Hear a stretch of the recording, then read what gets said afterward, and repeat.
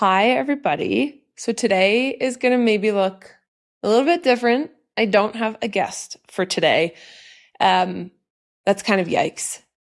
But I am excited and a bit nervous to pop on here every now and again to sort of pull back the curtain on my mind and prep behind the scenes and basically tidbits that I don't really share on my other social media channels.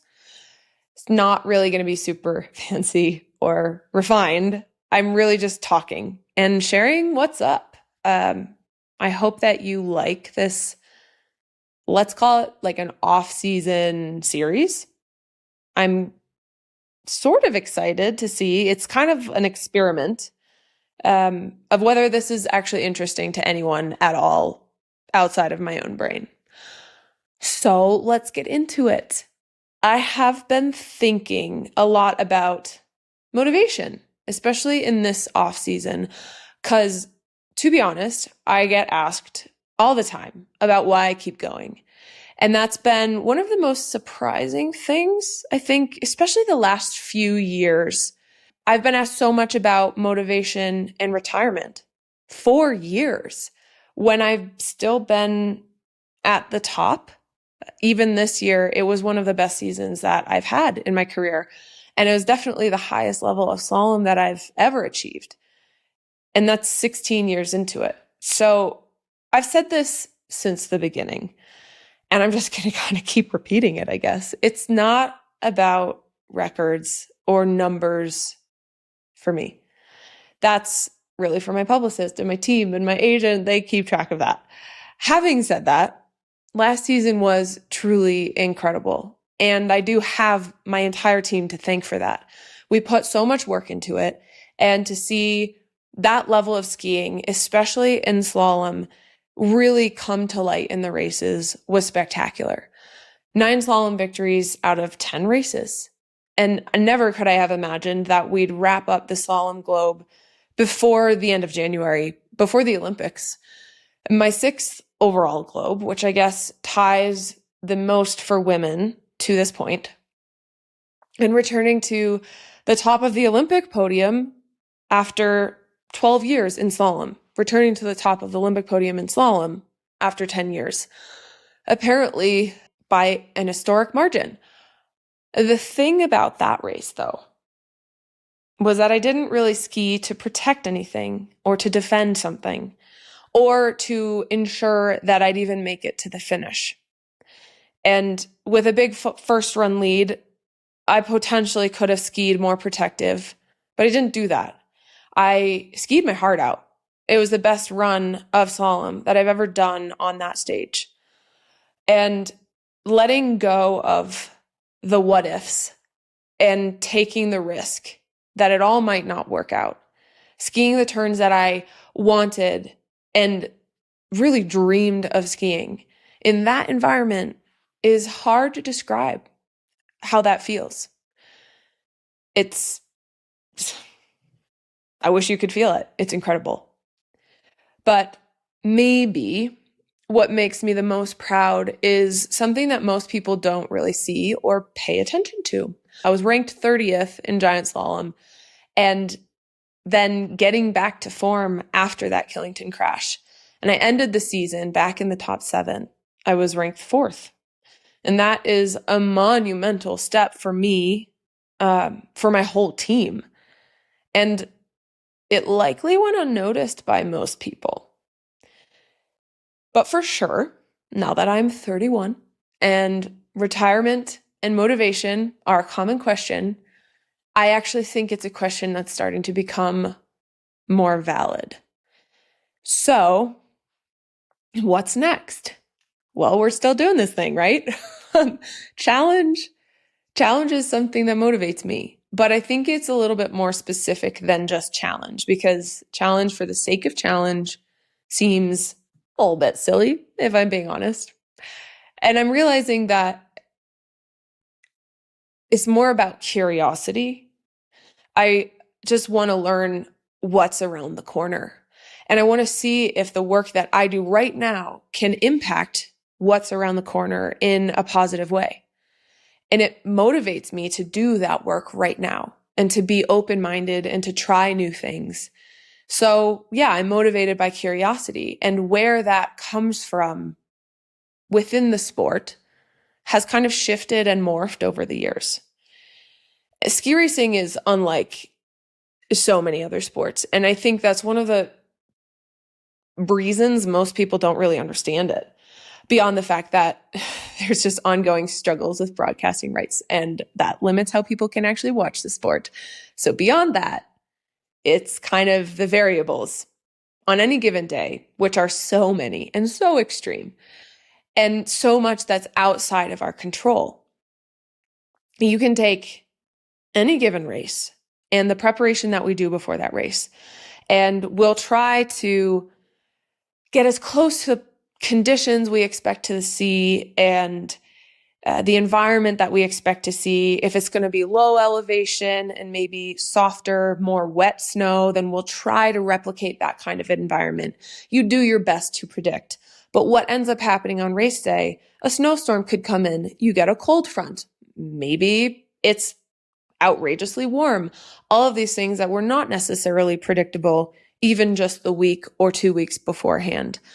And you have to really roll with the punches. And then within the race itself, between bib 1 and bib 7 or bib 8 to 15, you can get fog rolling in, you can get cloud coverage overhead. So the difference between skiing on a very sunny track to a track that's dark because of the clouds rolling in, it's like an astronomical difference. That can be the difference of 0.5 to a second.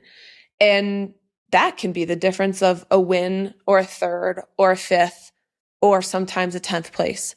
So these kind of random variables that pop up, usually having to do with the weather or the snow conditions, they're, as much as we try to predict it, is totally out of our control. And it can completely change the way that a race looks and feels, and the performance of the athletes and the way it all pans out. And it does make it hard to sort of nail down and understand and predict. And I do think one of the things about sport is that people love the idea. I like not the predictability of it, but the sort of, and I don't want to say betting either, but the sort of ability to wager on the teams you believe are going to win or the athlete you think is going to win. And it's hard to do that in skiing because so many things happen and there's not always an explanation. Anyway, that was a little bit of a rant, but there is this perspective from people that I've reached everything that is possible to achieve in the sport, which is that's a big sentence right there. I'm going to read this next part. Heads up, it's a list of achievements. And my podcast production team wrote it up for me and feels strongly that it's worth including. So, buckle up for the cringe. 110 World Cup victories and 168 World Cup podiums. 73 slalom victories, 22 giant slalom victories, 5 Super G, 4 downhill, 3 in the city event, 2 in the parallel event, and 1 in alpine combined. Not all of those disciplines are still being continued to this day. So if you've never heard of them, that's okay. Right now we compete in slalom, giant slalom, Super G, downhill, and team combined at certain events. Those are the 5 events that currently are happening right now.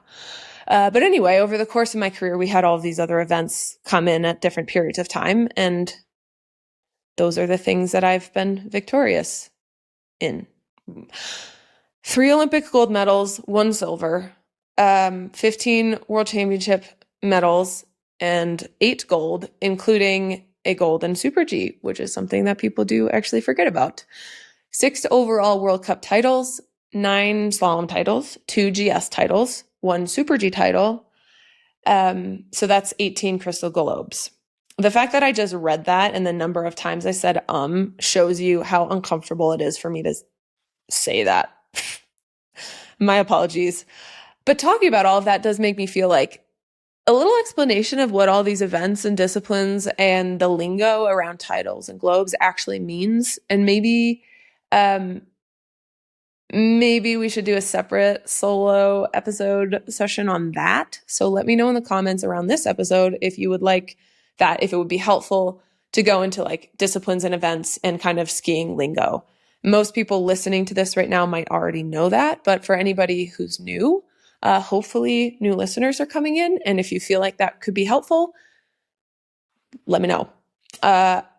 Anyway, so reading all of that, it's cool, but it's hard to connect with it. And I don't know if that makes sense. But the listing of numbers it just doesn't do justice to the experiences. And you'd assume that a record-breaking season is all good, only good, all of the time. But that's not necessarily the case. And then there are a lot of low points within the greatest seasons and the greatest races you've ever had. And then sometimes a low performing season is where most of the work and improvements actually happen. And maybe that's why numbers and records have not really been my focus, because it's always been about the turns.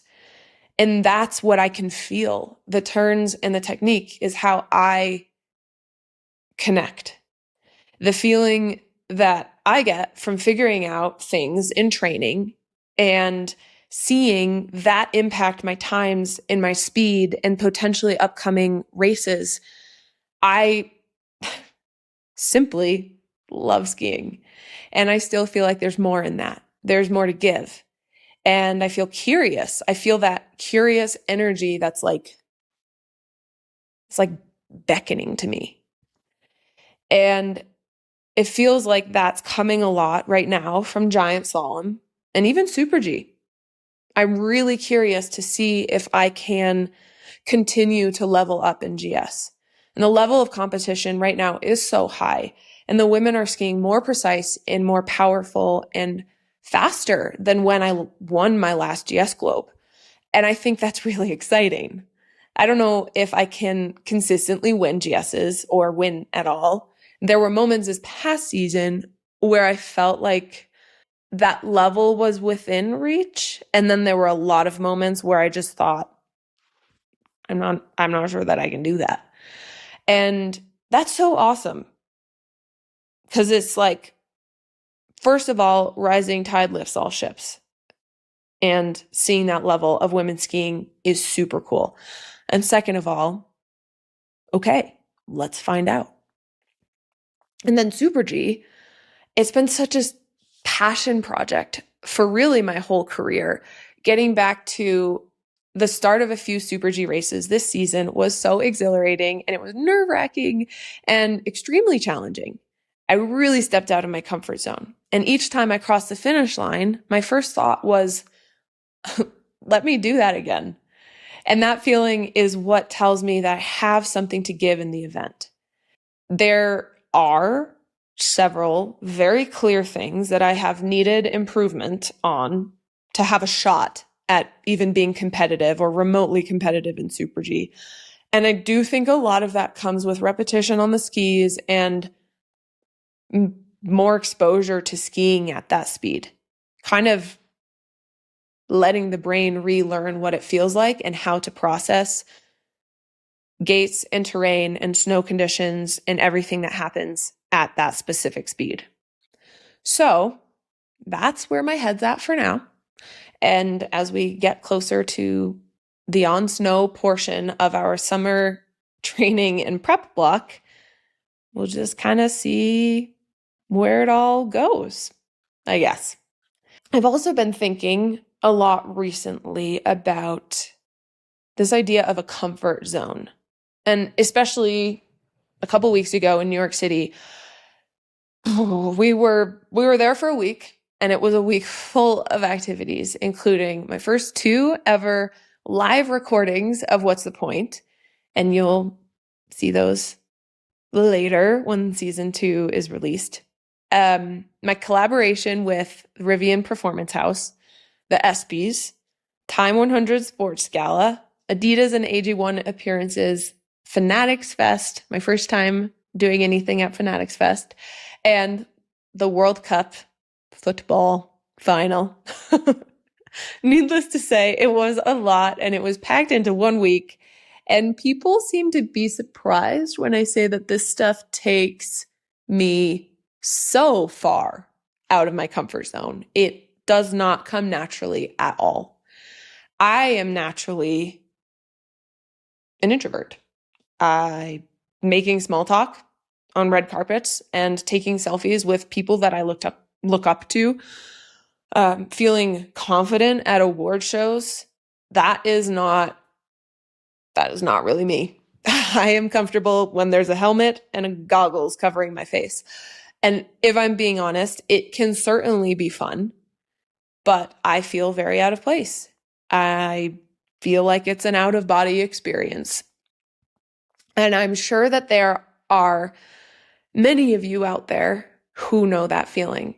It's like walking into the cafeteria of school and not knowing where to sit. And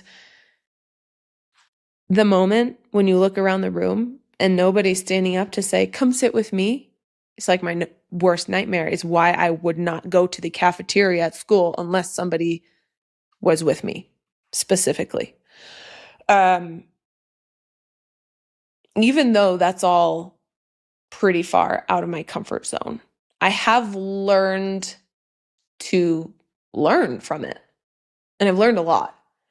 Even though the Olympics comes every 4 years, and last season was a big, big moment for me, I didn't think that there was a big chance that I'd actually win the ESPY for Best Female Athlete. The category, all the nominations in the category, these are incredible athletes. And Asia absolutely deserved it. So congratulations to Asia. She is so deserving, as were Nelly Korda and Hilary Knight, who were also nominated in the category. And I realized that even though I have reached several huge milestones this season, and by most people's standards, achieved everything there is to achieve, not my words.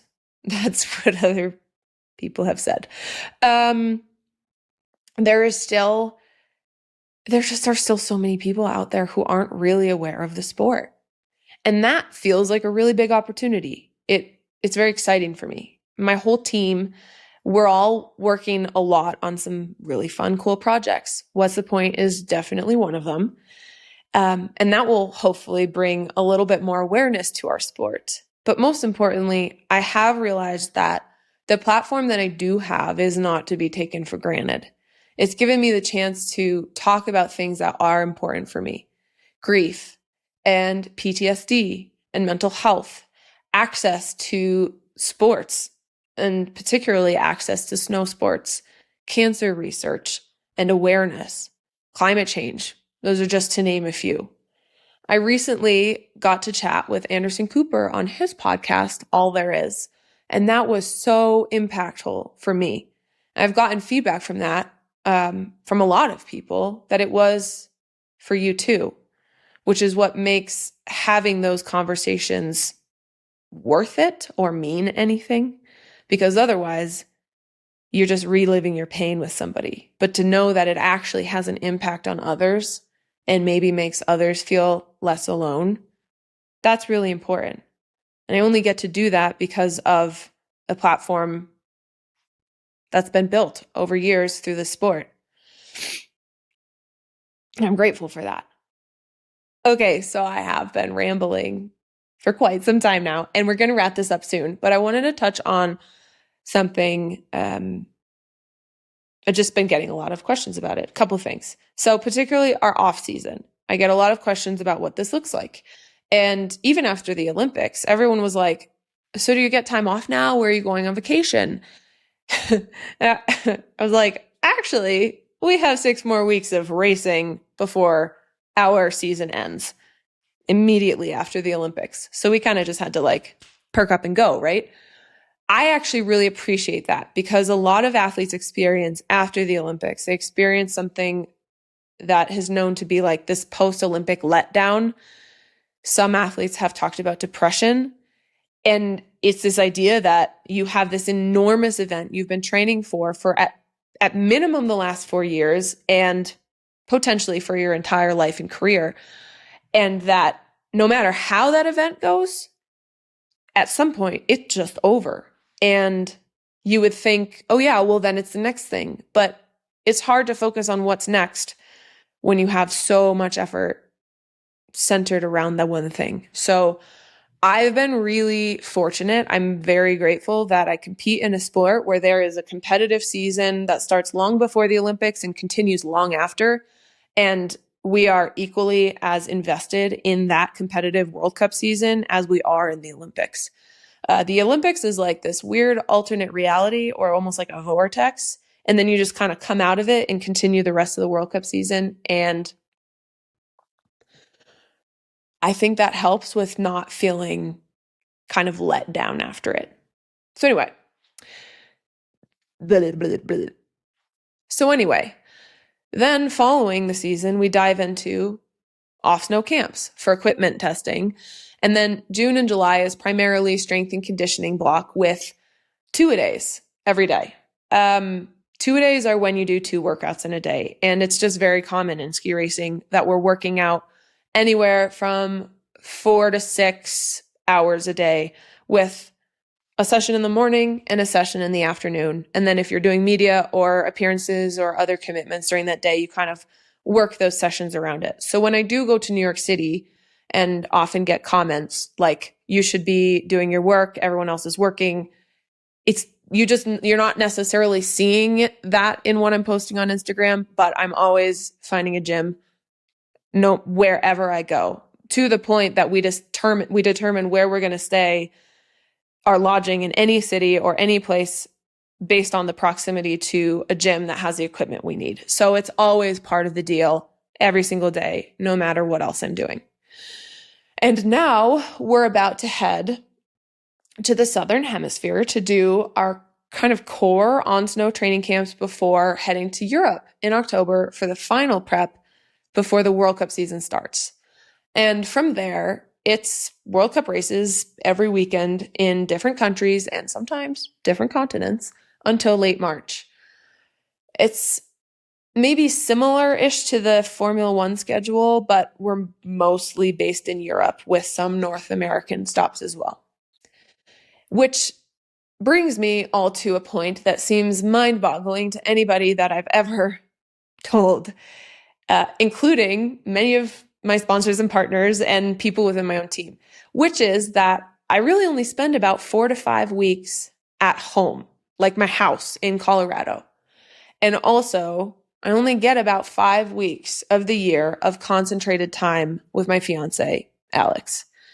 Basically, a few weeks in May, June, July, because he's also training and competing on the World Cup circuit for Norway.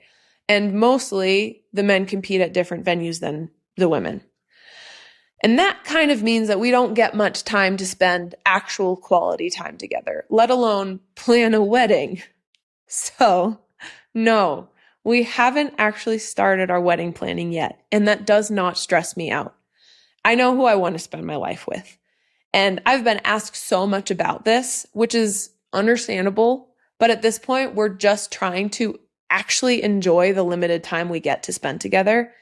And I did. I had so much fun with Alex over the last 5-ish weeks. Over the summer, we were in the Caribbean, in Colorado, Massachusetts, Norway, New York City, Miami, Innsbruck. We had some really good times together with his family, with my family. And I'm just so grateful to get that concentrated time with him where we can be present with each other. And that's that. These are just some of the thoughts that have been ping-ponging around in my mind recently. I'm not sure if this is interesting at all. So please let me know in the comments what you're curious about, if you enjoy this, if there's anything you would like to know more about. And definitely let me know if you're interested in a little bit of a breakdown episode on ski racing and what it actually is and the events and the lingo around it. And otherwise, thank you so much for joining me on this solo episode of What's the Point? And thank you for following along till now. We have a lot of exciting episodes coming up for season 2. I'm really excited for everyone to hear them. They've definitely taken me out of my comfort zone, and we're just in the thick of recording everything. So that'll be coming out later. But for now, it's just me. Thanks for listening. Bye.